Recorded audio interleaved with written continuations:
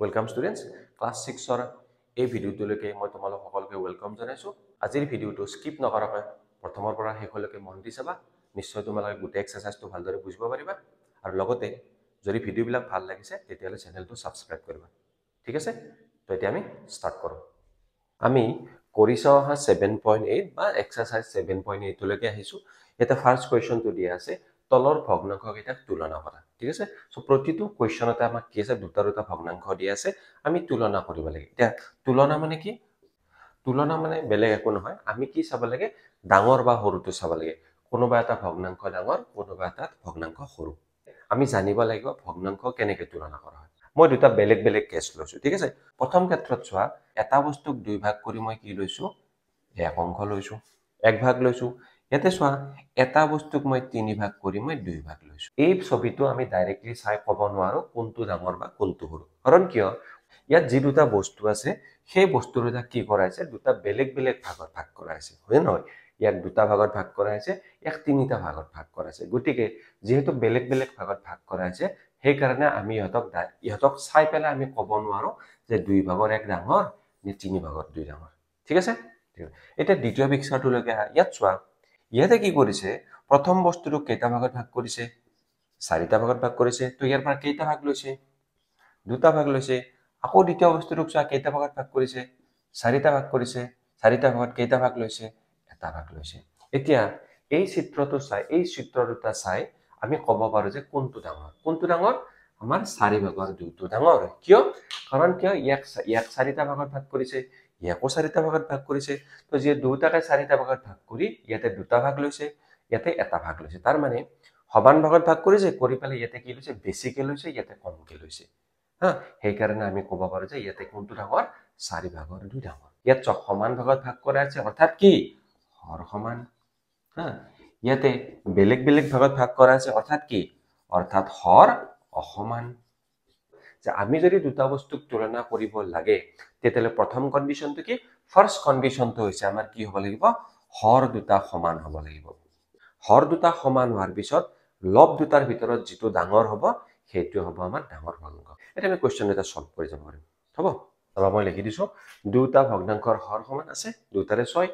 গতিকে যিটো ভগ্নাংশৰ লব ডাঙৰ হ'ব সেইটোৱে হ'ব ডাঙৰ ভগ্নাংশ। ইয়াত কি আছে 7 3তকৈ ডাঙৰ আছে। গতিকে 7 থকা ভগ্নাংশ কোনটো? 6 ভাগৰ 7, 6 ভাগৰ 7, 6 ভাগৰ 3তকৈ ডাঙৰ। নিশ্চয় বুজি পাইছে? ঠিক আছে, এইখিনি কথা মই বাৰে বাৰে নিলিখো, শৰ্ট কৰি লিখিম। ইয়াত দুটা ভগ্নাংশৰ হৰ সমান। এতিয়া চোৱা, যিহেতু 4 <5 বা 4 5তকৈ সৰু, গতিকে কি হ'ব য'ত 4 আছে সেই ভগ্নাংশটো কি হ'ব 5 থকা ভগ্নাংশতকৈ সৰু হ'ব। তো 4 থকা ভগ্নাংশটো কি 8 ভাগৰ 4, গতিকে 8 ভাগৰ 4 8 ভাগৰ 5তকৈ সৰু। কাৰণ কিয় 8টা ভাগ কৰি 4টা লোৱা হৈছে, এটা 8টা ভাগ কৰি 5টা লোৱা হৈছে। বুজি পালা? গতিকে এইটো আমাৰ হৈছে থাৰ্ড কুৱেশ্যন। ইয়াত কি আছে 9 ভাগৰ 2 9 ভাগৰ 1। সো আমি গমেই পাওঁ 9টা ভাগ কৰি 2টা লোৱা হৈছে, 9টা ভাগ কৰি এটা লোৱা হৈছে। দুটা ভগ্নাংশৰ হৰ কি আছে 9 আছে, আছে নে নাই? যেতিয়া ভগ্নাংশ তুলনা কৰিব লাগে প্ৰথম চৰ্তটো হ'ল হৰ দুটা সমান হ'ব লাগে। তাৰ পিছত চোৱা, লব দুটাৰ ভিতৰত যিটো ডাঙৰ সেইটো ভগ্নাংশ ডাঙৰ। এতিয়া হৰ দুটা সমান হ'ল, লব দুটা চোৱা কি আছে 2টো 1তকৈ ডাঙৰ, গতিকে 2 থকা ভগ্নাংশটো কি 9 ভাগৰ 2 9 ভাগৰ 1তকৈ ডাঙৰ। তো এইখিনি নিশ্চয় বুজি পাইছে, একদম সিম্পল। এতিয়া আমি নেক্সট এক্সাৰসাইজলৈকে যাওঁ। এতিয়া আমি কৰিছা অহা 7.9 ষ্টাৰ্ট কৰিম। ইয়াতো সেই একেই কুৱেশ্যন দিয়া আছে, তলৰ ভগ্নাংশবোৰক তুলনা কৰা। কিন্তু আগৰ এক্সাৰসাইজটোৰ লগত ইয়াৰ পাৰ্থক্য এটাই, এটা চাবা যিবিলাক ভগ্নাংশক তুলনা কৰিব দিয়া হৈছে সেইবিলাকৰ কি আছে সেইবিলাকৰ আমাৰ হৰবিলাক বেলেগ বেলেগ আছে। চাবা, যেতিয়া আমি ভগ্নাংশবিলাকক তুলনা কৰাৰ কথাটো কৈছিলো তেতিয়া ফাৰ্ষ্ট আৰু ফৰমষ্ট কণ্ডিশ্যনটো আমাৰ আছিল কি যে সিহঁতৰ হৰ সমান হ'ব লাগিব। ঠিক আছে? যেতিয়া ভগ্নাংশবিলাকৰ হৰ দুটা সমান হয় তেতিয়া আমি সহজে ক'ব পাৰো যে যিটো ভগ্নাংশৰ লব ডাঙৰ সেই ভগ্নাংশটোৱে ডাঙৰ। ঠিক আছে? কিন্তু এই কুৱেশ্যনবিলাকত চোৱা, ইয়াতে কি আছে হৰবিলাক বেলেগ বেলেগ আছে। গতিকে যদি হৰবিলাক বেলেগ বেলেগ থাকে তেতিয়া আমি কি কৰিব নোৱাৰো, তেতিয়া আমি ভগ্নাংশবিলাক তুলনা কৰিব নোৱাৰো।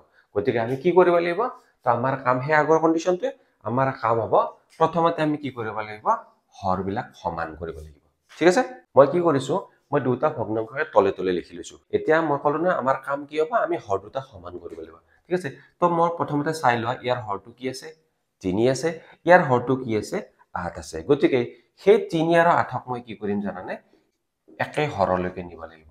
গতিকে আমাৰ ওচৰত এটা উপায় আছে আমি 3ৰে 8ক পূৰণ কৰিম আৰু 8ৰে আমি 3ক পূৰণ কৰিম ঠিক আছে সো ইয়াতে চাই লও মই কি কৰিছো 3 কিহেৰে পূৰণ কৰিলো 8ৰে পূৰণ কৰিলো ইয়াত চোৱা 8ক মই কিহেৰে পূৰণ কৰিম 3ৰে পূৰণ কৰিম কথা হ'ল 3ক 8ৰে পূৰণ কৰিলে 3 × 24 আৰু 8ক 3ৰে পূৰণ কৰিলে কি হ'ব হেতু 24 হ'ব এতিয়া চোৱাচোন এনেকে কৰিলে কি হ'ব দুটা ভগ্নাংশৰ হৰ দুটা কি হ'ব 24 হৈ যাব তাৰ মানে একে হৈ যাব তো ইয়াত লিখিলো এটো 7 আছে ইয়াতে 5 আছে ভগ্নাংশৰ এটা নিয়ম আছে যেতিয়া কোনো এটা ভগ্নাংশৰ হৰটোক এটা সংখ্যাৰে পূৰণ কৰা হয় সেই একেটা সংখ্যাৰে আমি কি কৰিব লাগে লবটোক পূৰণ কৰিব লাগে চোৱা ইয়াত মই 8ৰে পূৰণ কৰিছো হৰটোক ইয়াত লবটোক মই 8ৰে পূৰণ কৰিম গতিকে কিমান পাবা 7 8 গুণ 56 আকৌ ইয়াতে আহা ইয়াত হৰটো কিহেৰে পূৰণ কৰিছিলো 3ৰে পূৰণ কৰিছিলো গতিকে ইয়াৰ লবটোক মই 3ৰে পূৰণ কৰিম 5 3 গুণ কিমান হ'ব 15 হ'ব এটা শৰ্তমতে চোৱা আমাৰ হৰ দুটা সমান হৈ গল কি দুটাই 24 হৈ গল যেহেতু হৰ দুটা সমান হৈ গল যাৰ লবটো ডাঙৰ আছে হেতু ভগ্নাংশ আমাৰ কি হ'ব ডাঙৰ হ'ব হ'ব এতিয়া 56 গ্ৰেটাৰ দেন 15 56 15 কৈ ডাঙৰ আছে গতিকে 56 টকা ভগ্নাংশটো কি হ'ব 24 ভাগৰ 56 24 ভাগৰ 15 কৈ ডাঙৰ এতিয়া অৰ্থাৎ আকৌ এটা লাইন লিখিব লাগিব কি জানানে তো 24 ভাগৰ 56 পালো নাইতো মূল ভগ্নাংশটো কি আছিল 3 ভাগৰ 7 গতিকে 24 ভাগৰ 56 মানে কি এটো মানে হৈছে 3 ভাগৰ 7 আৰ এইটো ভগ্নাংশ মানে কি 8 ভাগৰ 5 কি পালো এতিয়া মই পালো 3 ভাগৰ 7 গ্ৰেটাৰ দেন 8 ভাগৰ 5 বা 3 ভাগৰ 7 8 ভাগৰ 5 কৈ ডাঙৰ ঠিক আছে একদম সিম্পল কোৱেশ্চন হেয়া আকৌ আগৰ দৰেছো ইয়াত হৰ আছে 9 ইয়াত হৰ কি আছে 10 গতিকে হৰ দুটা বেলেগ বেলেগ হলে আমি কি কৰিব নোৱাৰো তুলনা কৰিব নোৱাৰো তো এতিয়া আমি ইয়াক হৰ সমান কৰিব লাগিব কেনেকে কৰিবা ছ ইয়াত হৰ কি আছে 9 আছে ইয়াত হৰ কি আছে 10 আছে এটা আমি হে আগৰ দৰে মেথড এপ্লাই কৰিম সো 9 ক মই 10 ৰে পূৰণ কৰিম আৰু 10 ক কি কৰিম 9 ৰে পূৰণ কৰিম মানে হেতক পৰস্পৰে পূৰণ কৰিলো 9 ক 10 ৰে পূৰণ কৰিলো 10 ক 9 ৰে পূৰণ কৰিলো কথাটো একে হৈ গল গতে ইয়াত কি হৈ গল 9 10 গুণ 90 ইয়াত কিমান হৈ গল ইয়াতো 10 9 গুণ 90 সো আমাৰ হৰ দুটা কন্ডিশন আহি গল হৰ দুটা সমান হৈ গল এতিয়া নিয়ম মতে যিটো সংখ্যাৰে হৰক পূৰণ কৰা হৈছে সেই একেটা সংখ্যাৰে লবক পূৰণ কৰিব লাগে গতিকে 4 গুণ কিমান 40 যিটো সংখ্যাৰে হৰক পূৰণ কৰা হৈছে সেই একেটা সংখ্যাৰে লবক পূৰণ কৰিব লাগে 7 9 গুণ 63 হা এতিয়া চোৱা দুটাৰে হৰ সমান আছে না নাই ইয়াতো 90 ইয়াতো 90 লব চোৱা ডাঙৰ আছে বা 40 তো সৰু আছে গতিকে আমি লিখবা পাৰো ডাইৰেক্ট লিখি দিছো হা দুটাৰে হৰ সমান আছে গতিকে এটো লব সৰু গতিকে এটো ভগ্নাংশ সৰু এতিয়া 90 ভাগৰ 40 লেস দেন 90 ভাগৰ 63 ঠিক আছে বুজিব অৰ্থাৎ 90 ভাগৰ 40 ইয়াৰ অৰিজিনাল বা মূল ভগ্নাংশটো কি আছিল মূল ভগ্নাংশটো আছিল 9 ভাগৰ 4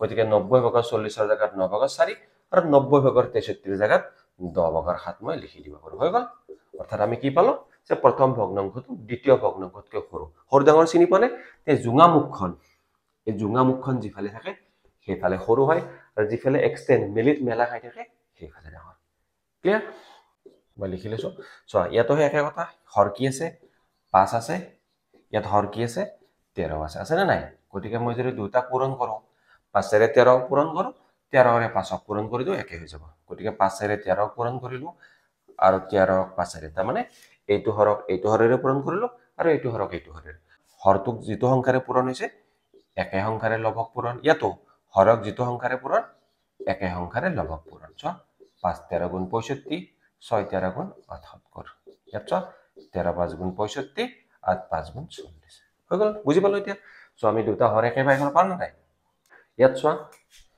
এটো জি আছে এটো একে আছে তো ইয়াতো হৰ 65 ইয়াতো হৰ 65 এটা লবটো তুলনা যেটো হৰ দুটা সমান আছে লব দুটা তুলনা কৰা এটা লব কি আছে 78 বা 78 ইয়াতে কিমান আছে 40 গতিকে কোনটো ডাঙৰ এইটো ডাঙৰ এটা আমি লিখি যাম তো এইটো ভগ্নাংশ এইটোতকৈ ডাঙৰ অৰ্থাৎ মূল ভগ্নাংশটো লিখা এতিয়া এইটো মানে আছিল 5 ভাগৰ 6 এইটো মানে আছিল 13 ভাগৰ 7 তো হিনি আমাৰ आंसर ইয়াত চাবা ইয়াত যি দুটা ভগ্নাংশ দিয়া আছে সেই দুটা কি হয় আমাৰ মিশ্ৰ ভগ্নাংশ হয় এতিয়া যেহেতু ইয়াত এটা পূৰ্ণ সংখ্যাৰ এটা প্ৰকৃত ভগ্নাংশ লগ লাগি আছে আমি ইহতক এনেকে তুলনা কৰিব নোৱাৰো হ'ব তো আমি এনেকে তুলনা কৰিব নোৱাৰো আমি প্ৰথমতে ইহতক কি হলে নিব লাগিব অপ্ৰকৃত ভগ্নাংশলৈ নিব লাগিব গতিকে মই এটা এটাকে লৈ যাও তো প্ৰথম ভগ্নাংশটো চাবা লিখিলো এনেকে জানা তোমালোকে এনেকে লিখিব লাগে প্ৰথম কাম কি হ'ব যেটো পূৰ্ণ সংখ্যা থাকে সিহঁতক আমি কি কৰিব লাগে ভগ্নাংশলৈ নিব লাগে আৰু ভগ্নাংশলৈ নিব লাগিলে আমাক হৰ লাগে এই প্ৰকৃত ভগ্নাংশৰ যেটো হৰ থাকে গোটেইবিলাক ভগ্নাংশৰ হেতুৱে হৰ হয় গতিকে চোৱা এটা বস্তু 7 ভাগ কৰিলো গতিকে যদি আমি গোটেইটো ল'ব লাগে আমি আগতেও কৈছো এটা বস্তু 7 ভাগ কৰি যদি গোটেই বস্তুটো ল'ব লাগে আমি 7ৰ ভিতৰত 7 ল'ব লাগিব তাৰ মানে 7টা ভাগ কৰি 7টা ভাগ ললে আমি এটা বস্তু লব লাগিব গতিকে প্ৰত্যেকটো একক এনেকৈ লিখা চোৱা তিনটা একৰ কাৰণে কি লিখিলো 7 ভাগৰ 7 তিনিবাৰ লিখিলো হয় নহয় একক ভগ্নাংশৰ সহায়ত লিখো কি হ'ব একক ভগ্নাংশটো কি হ'ব 7 ভাগৰে হ'ব 7টা ভাগ কৰাইছে এটা ভাগ ল'ব লাগে যেহেতু 7 ভাগৰ 7 আছে আমি কি কৰিম 7ৰে পূৰণ কৰিম সো প্ৰতিটোৰ কাৰণে তেনেকৈ লিখা এটা কি আছে 7 ভাগৰ 4 আছে গতিকে 4 পূৰণ 7 ভাগৰ 1 হ'ব না নাই হ'ব এতিয়া চোৱা 7 পূৰণ 7 ভাগৰ 1 মানে আমি জানো 7 ভাগৰ 1 টো কেইবাৰ 7 বাৰ যোগ ইয়াতো 7 বাৰ যোগ আছে না নাই ইয়াতে 7 বাৰ যোগ ইয়াতে 7 বাৰ যোগ ইয়াতো 7 বাৰ যোগ ইয়াতে 4 বাৰ যোগ কিমান বাৰ হ'ব 7 14 21 4 25 বাৰ যোগ গতিকে ভগ্নাংশটো কি কেনেকৈ লিখিম 25 পূৰণ 7 ভাগৰ 1 বা ইয়াকে আমি কম 7 ভাগৰ 25 এটো কি লিখিবা এটো এনেকৈ লিখিম হয় নহয় এটো ইয়াতে চোৱা ভগ্নাংশটো 5 ভাগৰ 2 হৰ 5 আছে গতিকে প্ৰতিটো একক আমি কি কৰিম এটা ভগ্নাংশলৈ নিম যাৰ হৰটো কি হ'ব লাগিব 5 হ'ব লাগিব 5 লিখিলো যেহেতু এটা বস্তু ল'ব লাগে তাৰ মানে কি 5 ভাগ কৰি 5টাই ল'ব লাগিব তেতিয়া এটা লোৱা হ'ব